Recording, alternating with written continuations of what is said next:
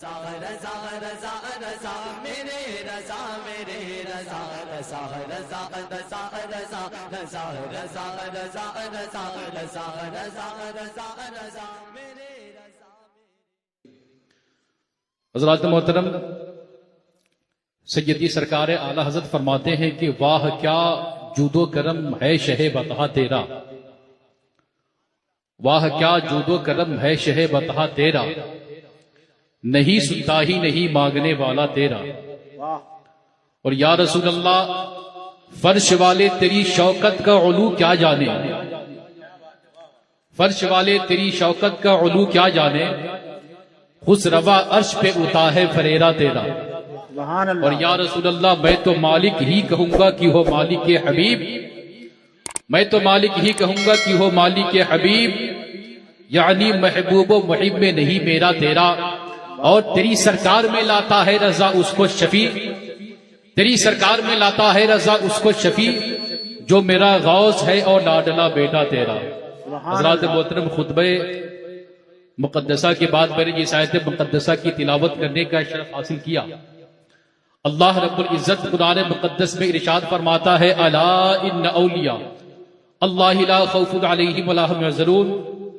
اس کا ترجمہ ملاحظہ کریں گے آپ تمامی حضرات، مگر اس سے قبل آئیے ہم اور آپ عقیدت و محبت کے ساتھ مصطفیٰ جار رحمت کی بارگاہ گہربار میں جھوم جھوم کر درود پاک پڑھے. اللہم صلی علی سیدنا شفیعنا و مولانا محمد بارک وسلم، صلو علیہ صلاۃ و سلام علیک یا رسول اللہ صلی اللہ تعالی علیہ وآلہ وسلم. اللہ رب العزت کا ارشاد گرامی ہے. اللہ رب العزت قرآن مقدس میں ارشاد فرماتا ہے، الا ان اولیاء اللہ لا خوف علیہم ولا هم یحزنون. خبردار، ہوشیار، بے شک اللہ کے ولیوں کو نہ کسی چیز کا خوف ہے اور نہ انہیں کسی چیز کا حزن و ملال. حضرات محترم، اللہ رب العزت قرآن مقدس میں اس آیت کریمہ کے ذریعے اپنے ولیوں کی شان کو بیان فرما رہا ہے. اور حضرات محترم، ولی کوئی ایسے ہی نہیں ہوتا ہے، پیر کوئی ایسے ہی نہیں ہوتا ہے. حضرات محترم، جس پر اللہ رب العزت کا کرم ہو جائے، جس پر مصطفیٰ جار رحمت کی عنایت ہو جائے، اور جس کی ولایت پر سید سرکار غوث پاک کا مہر لگ جائے، اللہ رب العزت اس سے ولایت کا درجہ، کتنے درجے اور کتنی قسمیں ہیں. تو حضرات محترم، میں آپ کو بتاؤں، ایک حدیث شریف ہے، حدیث شریف کے حوالے سے، یعنی سرکار فرماتے ہیں، اور یہ حدیث قدسی ہے کہ جو بندہ، حدیث قدسی میں اللہ رب العزت ارشاد فرماتا ہے کہ جو بندہ عبادت کے ذریعے، ریاضت کے ذریعے، نیکی کے ذریعے اللہ رب العزت کے قرب کو حاصل کر لیتا ہے، تو اللہ رب العزت اس کی عبادت کو دیکھ کر، اللہ رب العزت اس کی ریاضت کو دیکھ کر، اللہ رب العزت اس کے نوافلات کو دیکھ کر راضی ہو جاتا ہے، اور جب راضی ہو جاتا ہے تو اپنے نیک بندوں میں شمار کر لیا کرتا ہے. حضرات محترم، اور ولایت کے تین قسمیں ہیں. ایک ہے ولایت فطری، ایک ہے ولایت فطری، اور ایک ہے ولایت عطائی. اور حضرات محترم، اور ولایت فطری اسے کہتے ہیں، ولایت فطری وہ ہے کہ جو اللہ رب العزت اپنے نیک بندے کو ماں کے شکم سے ہی ولی ولایت کا درجہ عطا فرما دیتا ہے، اور جب وہ دنیا میں آتا ہے تو حضرات محترم، اللہ رب العزت اسے اپنے نیک بندوں میں شامل کر لیا ہوتا ہے، اور وہ ماں کے کوکھ سے، ماں کے پیٹ سے ہی وہ ولی بن کر آتا ہے. تو حضرات محترم، جسے ہم سید سرکار غوث پاک کہتے ہیں، جسے ہم سید سرکار حضور، جسے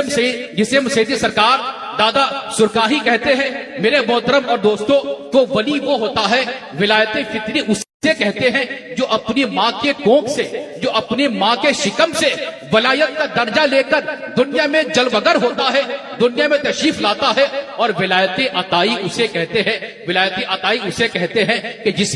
جس پر اللہ رب العزت کا کرم ہو جائے، جس پر اللہ رب العزت کے پیارے محبوب کا کرم ہو جائے، جسے اللہ نے نواز دیا اور اس کے پیارے محبوب نواز دے، اور جس پر سیدی سرکار غوث پاک کی جسے سیدی سرکار غوث پاک کی عنایت کا مہر لگ جائے، تو وہ ہے ولایت عطائی۔ میرے محترم اور دوستو، میں اللہ کے پیارے نبی حضرت موسیٰ علیہ السلام کی بارگاہ میں میں آپ سبوں کو لے چل رہا ہوں۔ آپ ولی کامل کی ولایت اور ان کی طاقت کو آپ تمام کے ساتھ ملاحظہ فرمائیں گے کہ اللہ رب العزت اپنے نیک بندوں کو کس قدر پاور عطا فرماتا ہے، کس قدر طاقت عطا فرماتا ہے۔ حضرت محترم حضرت موسیٰ علیہ السلام کا زمانہ ہے، حضرت موسیٰ علیہ السلام اس وقت کوہ طور پر جا رہے تھے۔ حضرت محترم راستے میں ایک بڑھیا سے ملاقات ہوتی ہے، وہ بڑھیا عرض کرتی ہے، اے اللہ کے پیارے محبوب، اے اللہ کے پیارے نبی، آپ کہاں تشریف لے جا رہے ہیں؟ میرے محترم اور بزرگوں دوستو، حضرت موسیٰ علیہ السلام ارشاد فرماتے ہیں کہ ہم کوہ طور پر جا رہے ہیں، ہم اللہ رب العزت کی بارگاہ میں فریاد پیش کرنے کے لیے جا رہے ہیں، اللہ رب العزت سے مانگنے کے لیے جا رہے ہیں۔ میرے محترم اور بزرگوں دوستو، وہ بڑھیا کہتی ہے کہ آپ اللہ کی بارگاہ میں جائیں اور میری جانب سے یہ عریضہ پیش کریں کہ اللہ رب العزت نے مجھے تمام چیزوں سے نوازا ہے، میرے گھر میں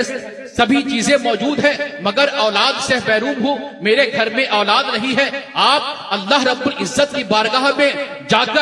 کر یہ فریاد کریں، یہ عریضہ پیش کریں کہ اللہ رب العزت ہماری قسمت میں اولاد لکھا ہے کہ نہیں۔ حضرت موسیٰ علیہ السلام ان کی فریاد کو لے کر اللہ رب العزت کی بارگاہ میں جاتے ہیں اور عرض کرتے ہیں، اے میرے مالک و مولا، فلاں بڑھیا نے یہ عریضہ پیش کیا ہے کہ اس کی قسمت میں کوئی اولاد ہے کہ نہیں۔ میرے محترم اور بزرگوں دوستو، اللہ رب العزت کا ارشاد ہوتا ہے، اے موسیٰ علیہ السلام، آپ اس بڑھیا کے پاس جائیں اور جا کر کہہ دیں کہ ان کی قسمت میں، ان کے حصے میں کوئی اولاد نہیں ہے۔ حضرات محترم، جب حضرت موسیٰ علیہ السلام جب کوہ طور سے تشریف لاتے ہیں، جب وہاں سے واپس ہوتے ہیں، اس بڑھیا سے ملاقات کرتے ہیں، ملاقات کرنے کے بعد سارا ماجرا بیان کرتے ہیں کہ اللہ رب العزت کا ارشاد ہوا ہے، اللہ رب العزت ارشاد فرماتا ہے کہ تمہاری قسمت میں کوئی اولاد نہیں ہے۔ میرے محترم بزرگوں دوستو، وہ بڑھیا مایوس ہو جاتی ہے، رنج و غم میں مبتلا ہو جاتی ہے۔ کچھ دنوں کے بعد ایک اللہ کا دیوانہ، ایک اللہ کا چاہنے والا، اللہ رب العزت کے نام پر اپنے تن من دھن کو نچھاور کرنے والا اس بڑھیا کے گھر میں تشریف لاتے ہیں اور کہتے، اے بوڑھی ماں، مجھے آپ کچھ کھلائیں اور پلائیں۔ میرے محترم بزرگوں دوستو، اس بڑھیا نے اس اللہ کے ولی کو، اس اللہ رب العزت کے نیک بندے کو اس بڑھیا نے 7 روٹیوں سے نوازا۔ وہ اللہ کے ولی اس 7 روٹیوں کو تناول فرماتے ہیں، اور تناول فرمانے کے بعد حضرات محترم دعا فرماتے ہیں کہ اے مالک و مولا، اس بڑھیا کے گھر کو بچوں سے آباد کر دے۔ میرے محترم بزرگوں دوستو، اس اللہ کے ولی نے جو ہی دعا فرمائی، اللہ رب العزت کی بارگاہ میں ان کی دعا مقبول ہو جاتی ہے، قبول ہو جاتی ہے۔ اللہ رب العزت کے کرم سے اس کے گھر میں 7 بیٹے اللہ رب العزت نے نواز دیا۔ حضرات محترم، کچھ دنوں کے بعد اس بڑھیا کی ملاقات حضرت موسیٰ علیہ السلام سے ہوتی ہے اور کہتی ہے، اے موسیٰ علیہ السلام، آپ نے تو یہ مجھ سے کہا تھا کہ ہمارے گھر میں اور ہماری قسمت میں کوئی اولاد نہیں ہے، اور آج دیکھیے اللہ رب العزت کے کرم سے میرے گھر میں 7 لڑکے ہیں، 7 بیٹے ہیں۔ اے موسیٰ علیہ السلام، آپ نے ایسا کیوں کہا کہ آپ کی قسمت میں کوئی اولاد نہیں ہے، میری قسمت میں کوئی اولاد نہیں ہے۔ میرے محترم دوستو، حضرت موسیٰ علیہ السلام جلال میں آ جاتے ہیں۔ جلال میں آنے کے بعد اللہ رب العزت کی بارگاہ میں جاتے ہیں اللہ رب العزت کی بارگاہ میں عریضہ پیش کرتے ہیں، کوہ طور پر جاتے ہیں اور اللہ رب العزت کی بارگاہ میں یہ عریضہ پیش کرتے ہیں کہ اے مالک و مولا، تم ہی نے تو کہا تھا کہ اس کی قسمت میں کوئی اولاد نہیں ہے، مگر آج اس کا گھر بچوں سے شاد و آباد ہے۔ اے میرے مالک و مولا، ماجرا کیا ہے؟ کون سی ایسی بات ہو گئی جس کی وجہ سے اس کی قسمت نے اولاد لکھ لیا؟ اے میرے مالک و مولا، اس راز کو فاش فرما دے۔ میرے محترم بزرگوں، دوستو، اللہ رب العزت نے ارشاد فرمایا، اے موسیٰ علیہ السلام، آپ اپنے ہاتھ میں ایک دشت لے اور ایک ہاتھ میں چھری لے، اور لینے کے بعد آپ اپنی قوم کے پاس جائیں اور جانے کے بعد ان سے مطالبہ کرے، ان سے سوال کرے کہ ہے کوئی شخص جو اپنے جسم کا کوئی حصہ کاٹ کر اس تھالی میں سجا دے، اس دشت میں سجا دے۔ میرے محترم بزرگوں، دوستو، اللہ رب العزت کا ارشاد ہوتا ہے، آپ جائیں، اپنی قوم میں جائیں اور اس مطالبہ کو اور یہ مطالبہ کرے اور دیکھیں کہ معاملہ کیا ہوتا ہے۔ میرے محترم بزرگوں اور دوستو، جب حضرت موسیٰ علیہ السلام ایک ہاتھ میں چھری لیتے ہیں، ایک ہاتھ میں دشت لیتے ہیں، ایک ہاتھ میں برتن لیتے ہیں، اور لینے کے بعد اپنی قوم کے درمیان تشریف لاتے ہیں، لانے کے بعد تمام قوم سے مطالبہ کرتے ہیں کہ اللہ رب العزت کا یہ حکم ہوا ہے کہ کون ایسا شخص ہے، کون ایسا اللہ رب العزت کے نام پر کون ایسا شخص ہے جو اپنے جسم کا ایک حصہ کاٹ کر اس تھالی میں سجا دے۔ حضرات محترم، یہ بات سن کر تمام لوگ بھاگنا شروع کرتے ہیں اور یہی کہتے ہیں کہ اللہ رب العزت کھانے سے پاک ہے، اللہ رب العزت پینے سے پاک ہے، اللہ رب العزت نہ تو کھا سکتا ہے نہ تو پی سکتا ہے، پھر بھی ہمارے گوشت کی اللہ رب العزت کو کیا حاجت ہے، کیا ضرورت ہے؟ میرے محترم بزرگوں اور دوستو، مگر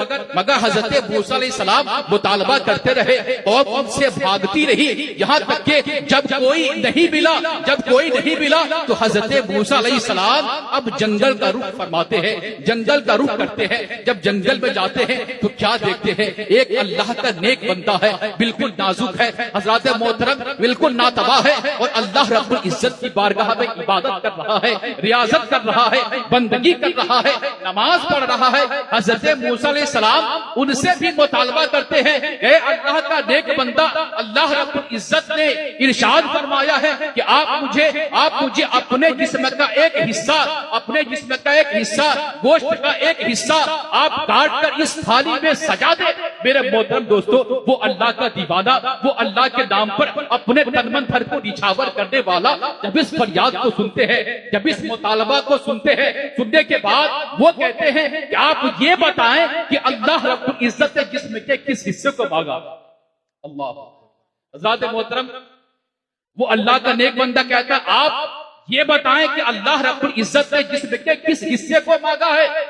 میرے محترم بزرگوں اور دوستو، حضرت موسیٰ علیہ السلام فرماتے ہیں کہ ہم نے یہ تو پوچھنا ہی بھول گیا۔ تب وہ اللہ کا نیک بندہ، وہ اللہ کا دیوانہ، اللہ کے نام پر اپنے تن من دھن کو نچھاور کرنے والا وہ اللہ کا نیک بندہ اپنے ہاتھ میں چھری لیتے ہیں اور اپنے جسم کے ہر حصے کو کاٹ کر اس تھالی میں سجا دیتے ہیں، اور سجا دینے کے بعد کہتے ہیں کہ آپ اللہ رب العزت کی بارگاہ میں آپ اس کو لے جائیں۔ حضرات محترم، حضرت موسیٰ علیہ السلام خوشی خوشی اللہ رب العزت کی بارگاہ میں پہنچتے ہیں، اور پہنچنے کے بعد عرض کرتے ہیں، اے میرے مالک و مولا، اے میرے مالک و مولا، ہم نے تمہارے حکم کی تعمیل کرتے ہوئے میں گوشت لے آیا۔ اللہ رب العزت کا ارشاد ہوتا ہے، اے موسیٰ علیہ السلام، آپ یہ بتاؤ کہ دیا کس نے اس گوشت کے تھالی؟ یہ جو گوشت کا تھالی ہے، یہ جو گوشت کے حصے ہیں، یہ کس نے دیا ہے؟ میرے محترم بزرگوں دوستو، اللہ رب العزت کے ارشاد کو سن کر حضرت موسیٰ علیہ السلام عرض کرتے ہیں، اے میرے مالک و مولا، ہم شہر گئے، نگر گئے، اپنی قوم سے مطالبہ کرتے رہے، مگر کوئی بھی تیرے نام پر جسم کا ایک حصہ، ایک بوٹی نہیں دیا۔ جب میں نے جنگل کا رخ کیا تو ایک تیرا دیوانہ، ایک تیرا چاہنے والا، ایک تیرا ماننے والا، ایک تیرے نام پر اپنے تن من دھن کو نچھاور کرنے والا تیرا بندہ تیری عبادت کر رہا تھا۔ جب میں اس سے مطالبہ کیا، جب میں اس سے سوال کیا، جب میں اس سے مانگا وہی بندہ ہے جو اس نے اپنے جسم کے ہر حصے کو کاٹ کر اس تھالی میں سجا دیا ہے، اس برتن میں سجا دیا ہے۔ تو اللہ رب العزت کا ارشاد ہوتا ہے، اے میرے پیارے موسیٰ علیہ السلام، آپ یہ بتاؤ کہ حقیقت میں یہی ہے کہ اس عورت کی قسمت میں جس نے آپ سے مطالبہ کیا ہے، جس نے آپ سے سوال کیا ہے، کہ حقیقت یہی ہے کہ اس عورت کی قسمت میں کوئی بچہ نہیں تھا، کوئی اولاد نہیں تھا، کوئی اولاد نہیں تھی، مگر جب اس بندے نے جب مجھ سے دعا کیا، جب میری بارگاہ میں فریاد کو پیش کیا، تو اے موسیٰ علیہ السلام اب آپ ہی بتائیں کہ جو میرا بندہ جو میرے نام پر اپنے تن من دھن کو نچھاور کر سکتا ہے، اپنے جسم کے ہر حصے کو کاٹ سکتا ہے، تو اگر وہ مجھ سے کوئی دعا کرے، اگر مجھ سے کوئی مطالبہ کرے، تو کیا ہم اس کے مطالبہ کو نہ سنے؟ کیا ہم اس کے مطالبہ کو پورا نہ کرے؟ کیا ہم اس کے دعا کو قبول نہ کرے؟ حقیقت یہی ہے کہ اس کی قسمت میں کوئی اولاد نہیں تھی، مگر جب اس میرے بندے نے مجھ سے دعا کیا تو اس کی دعا کی برکت سے ہم نے اس کی قسمت 7 بیٹے عطا کر دیے۔ تو حضرات محترم، تو یہ ہے اللہ کے ولیوں کی دعاؤں کی برکت۔ اس لیے میرے محترم بزرگوں، دوستوں، ہمیں اللہ کے ولیوں سے محبت کرنی چاہیے، ہمیں اللہ کے ولیوں سے عقیدت رکھنی چاہیے، کیونکہ حضرات محترم یہ اللہ رب العزت کے نیک بندے حضرات محترم ہمیں خدا تک پہنچا سکتے ہیں، ہمیں اللہ رب العزت کا سیدھا راستہ دکھاتے ہیں۔ اس لیے میرے محترم بزرگوں اور دوستوں، ہم اپنے ولیوں سے عقیدت رکھے، محبت رکھے، تو ہم یہاں بھی کامیاب رہیں گے، وہاں بھی کامیاب رہیں گے۔ میرے محترم بزرگوں اور دوستوں، یہ قصہ لطیف ابھی ناتمام ہے، جو کچھ بیان وہ آغاز باب تھا۔ حضرات محترم، ہمارے کہنے میں، آپ کے سننے میں کسی قسم کی غلطی ہو آئی، ہم سب مل کر اللہ رب العزت کی بارگاہ میں توبہ کرتے ہیں۔ استغفر اللہ ربی من کل ذنب واتوب الیہ، لا الہ الا اللہ محمد رسول اللہ صلی اللہ تعالی علیہ وآلہ وسلم، وما علینا الا البلاغ، وآخر دعوانا ان الحمد للہ۔